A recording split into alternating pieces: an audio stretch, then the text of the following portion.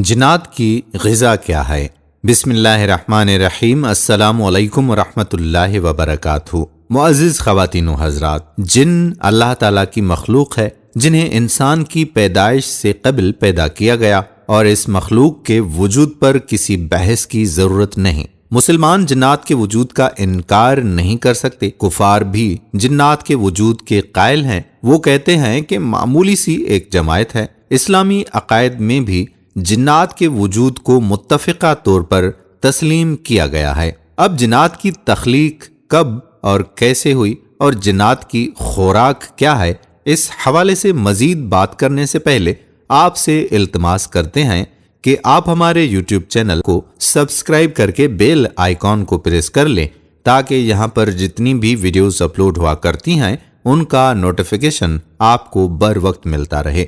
دوستو، بعض تاریخ دان لکھتے ہیں کہ حضرت آدم علیہ السلام کی تخلیق سے بھی 2000 سال قبل جنات کی تخلیق ہوئی تھی۔ جنات میں نیک و بد دونوں اقسام کے ہوتے ہیں۔ بزرگ بھی ہوتے ہیں، وہ روئے زمین پر وارد ہوتے ہیں۔ انہی میں سے ایک جن کا نام ابلیس ہے، جو انسانوں کی دشمنی میں اندھا ہو گیا ہے، اور اس نے نفس آدم کو بہکانے کے لیے قیامت تک کے لیے مہلت مانگ رکھی ہے۔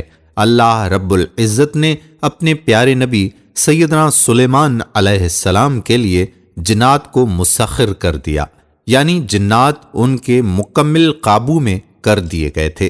جنات سیدنا سلیمان علیہ السلام کے لیے ایسے کام کرتے تھے جن میں صلاحیت، دانشمندی اور فنی مہارت ہوتی تھی۔ سورۃ السبع میں اللہ تعالیٰ نے ارشاد فرمایا، اور ایسے جن اس کے تابع کر دیے جو اپنے رب کے حکم سے اس کے آگے کام کرتے تھے۔ ان میں جو ہمارے حکم سے روگرانی کرتا، اس کو ہم بھڑکتی ہوئی آگ کا مزہ چکھاتے۔ وہ اس لیے بناتے تھے جو کچھ وہ چاہتا، اونچی عمارتیں، تصویریں، بڑے بڑے حوض جیسے لگن اور اپنی جگہ سے نہ ہٹنے والی دیگیں۔ ناظرین، جنوں کے وجود کو تسلیم کرنے کی دلیل یہ ہے کہ اس سلسلے میں انبیاء کرام علیہم السلام سے بہت سارے واقعات نقل کیے گئے ہیں، جن کی روایات عام ہیں، جن سے یہ بات واضح طور پر معلوم ہوتی ہے کہ جنات ایک زندہ اور علم و عقل رکھنے والی مخلوق ہے۔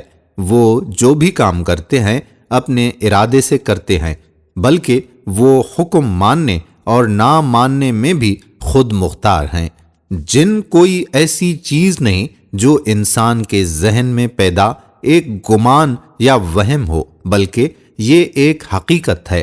جنوں کا معاملہ انبیاء کرام علیہم السلام کے واقعات میں زیادہ ملتا ہے کہ جو شخص اپنے آپ کو انبیاء کرام علیہم السلام کی جماعت کا پیروکار سمجھتا ہے، اس کے لیے جنات کے وجود کا انکار کرنا ناممکن ہے۔ ناظرین، بخاری و مسلم کی روایات کے مطابق حضرت عبداللہ بن عباس رضی اللہ تعالی عنہ فرماتے ہیں کہ رسول اللہ صلی اللہ علیہ وآلہ وسلم اپنے چند ساتھیوں کو لے کر نکلے، اور ان کا ارادہ عکاظ کے بازار جانے کا تھا۔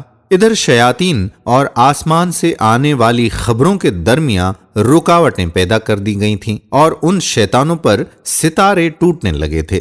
چنانچہ وہ جب اپنی قوم کے پاس خالی واپس آئے تو اسے آ کر بتاتے کہ ہمیں کئی رکاوٹوں کا سامنا ہے، اور ہم پر شہاب ثاقب ستارہ کی مار پڑنے لگی ہے۔ وہ آپس میں کہتے کہ ایسا کسی بڑے واقعے کی وجہ سے ہو رہا ہے، لہذا مشرق و مغرب میں جاؤ اور دیکھو کہ یہ رکاوٹیں کیوں پیدا ہوئی ہیں۔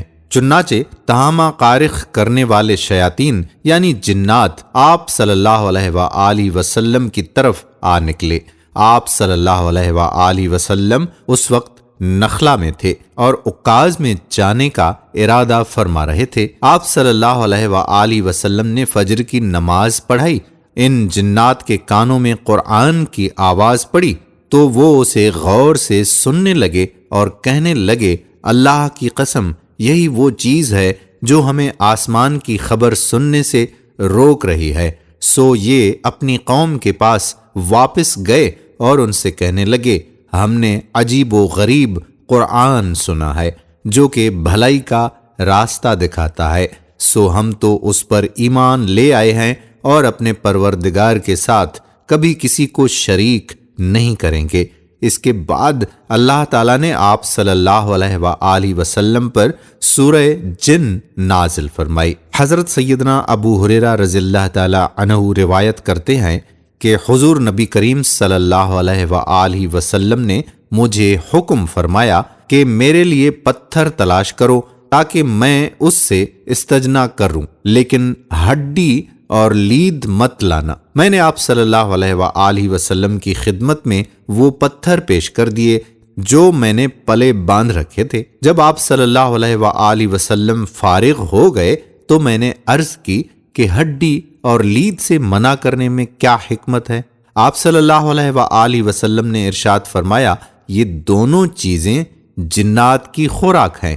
میرے پاس نصیبین جو کہ ایک شہر کا نام ہے، اس کے جنوں کا ایک وفد آیا تھا۔ وہ بہت نیک جن تھے۔ انہوں نے مجھ سے خوراک مانگی تو میں نے اللہ تعالیٰ سے ان کے لیے دعا کی کہ یہ جس ہڈی اور لید کے پاس جب بھی گزریں اسی پر اپنی غذا موجود پائیں۔ ناظرین، جس ہڈی کو جنات لیتے ہیں اس پر انہیں گوشت ملتا ہے، اور جب لید یعنی گوبر کو لیتے ہیں وہ دانہ یا پھل بن جاتا ہے۔ اس لیے یہ اشکال وارد ہی نہیں ہوتا کہ گوبر تو ناپاک ہے، اس کا کھانا جنات کے لیے کیسے جائز ہے، کیونکہ ماہیت بدلنے سے ناپاک چیز پاک ہو جاتی ہے۔ امیر المومنین حضرت سیدنا عمر فاروق رضی اللہ تعالی عنہ نے جنات کے چنگل سے چھوٹ کر آنے والے ایک انصاری رضی اللہ تعالی عنہ سے جنات کی غذاؤں کے بارے میں دریافت کیا تو اس انصاری نے بتایا کہ وہ لوبیا نامی سبزی کھاتے ہیں اور وہ چیزیں جن میں اللہ تعالیٰ کا نام نہیں لیا جاتا، مثلا بغیر بسم اللہ پڑھے کھانے والے کی غذا۔ پھر سیدنا عمر فاروق رضی اللہ تعالی عنہ نے ان کے پینے کے بارے میں پوچھا تو بتایا کہ جزف سے مراد یا تو وہ یمنی گھاس ہے جسے کھانے والے کو پانی پینے کی محتاجی نہیں رہتی، یا اس سے مراد پانی وغیرہ کا وہ برتن جسے ڈھانپ کر نہ رکھا جائے۔ ان روایات سے معلوم ہوا کہ ہڈی، لید، لوبیا اور انسانوں کے کھانے کی دیگر چیزیں جن پر بسم اللہ نہ پڑھی جائے جنوں کی خوراک ہے۔ ناظرین، جنوں کے کھانے اور پینے کے سلسلے میں لوگوں کا اختلاف ہے۔ کچھ لوگ کہتے ہیں کہ تمام قسم کے جنات نہ کھاتے ہیں اور نہ ہی پیتے ہیں، لیکن یہ قول غیر معتبر ہے۔ دوسرا قول یہ ہے کہ جنات کی ایک قسم کھاتی پیتی ہے اور دوسری قسم نہیں کھاتی پیتی۔ تیسرا قول کہ تمام جنات کھاتے اور پیتے ہیں، البتہ اس میں اختلاف ہے۔ کچھ لوگ کہتے ہیں کہ وہ چباتے اور نگلتے نہیں بلکہ سونگھتے ہیں، مگر اس کی کوئی دلیل نہیں۔ دوسرے لوگ کہتے ہیں کہ وہ چباتے اور نگلتے ہیں۔ یہی قول صحیح ترین ہے، جس کی شہادت صحیح احادیث اور نصوص میں ملتی ہے۔ ترمذی میں صحیح سند سے مروی ہے کہ گوبر اور ہڈیوں سے استجنا نہ کرو، اس لیے کہ یہ تمہارے جنات بھائیوں کی غذا ہے۔ اسی طرح سے صحیح مسلم میں ابن مسعود رضی اللہ تعالی عنہ سے روایت ہے کہ مجھے ایک جن نے دعوت دی، میں اس کے ساتھ گیا، ان کے سامنے قرآن کی تلاوت کی۔ وہ جن ہم کو ایک جگہ لے گیا اور جنوں کے مکانات اور آگ کے نشانات دکھائے۔ ان لوگوں نے آپ سے کھانا مانگا تو آپ نے فرمایا کہ تمہارے لیے ہر ہڈی جس پر اللہ کا نام لیا گیا ہوگا گوشت بن جائے گی، اور جانوروں کی مینگنی تمہارے مویشیوں کے لیے چارہ ہے۔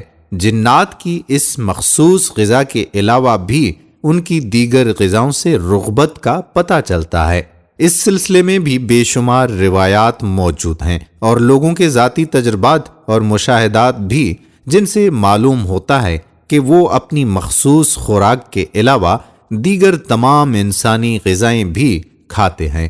ارشاد نبوی صلی اللہ علیہ وآلہ وسلم ہے کہ شیطان بائیں ہاتھ سے کھاتا ہے، آپ صلی اللہ علیہ وآلہ وسلم نے ہم کو اس بارے میں اس کی مخالفت کا حکم دیا ہے۔ صحیح مسلم میں ابن عمر رضی اللہ تعالی عنہ سے روایت ہے کہ نبی کریم صلی اللہ علیہ وآلہ وسلم نے فرمایا، جب تم میں سے کوئی شخص کھائے تو داہنے ہاتھ سے کھانا چاہیے، اور جب پیے تو داہنے ہاتھ سے پینا چاہیے، کیونکہ شیطان بائیں ہاتھ سے کھاتا پیتا ہے۔ ایک اور روایت کے مطابق جنات کیونکہ انسانوں سے زیادہ لطیف ہوتے ہیں، اس لیے انسانوں کی نسبت ان کی غذا بھی لطیف ہوتی ہے۔ یہ غذا کے بخارات اور اس سے اٹھنے والی خوشبو کو بطور غذا استعمال کرتے ہیں، یا جو ہم ڈکار کے طور پر بخارات خارج کرتے ہیں ان سے اس کا پیٹ بھر جاتا ہے۔ پاکیزہ جنات کی خوراک بھی پاکیزہ ہوتی ہے، اور شریر اور گندے جنات کی غذا بھی ان کی طبیعت کے مطابق گندی ہوتی ہے۔ دوستو، ہم امید کرتے ہیں کہ یہ معلوماتی باتیں آپ کو ضرور پسند آئی ہوں گی۔ اگر باتیں پسند آئی ہوں تو ویڈیو کو لائک بھی کیجیے، شیئر بھی کیجیے، اور نیچے دیے گئے کمنٹ باکس میں اپنے کمنٹس بھی ضرور چھوڑیے گا۔ آنے والی ویڈیو تک ہمیں اجازت دیجیے۔ اللہ حافظ۔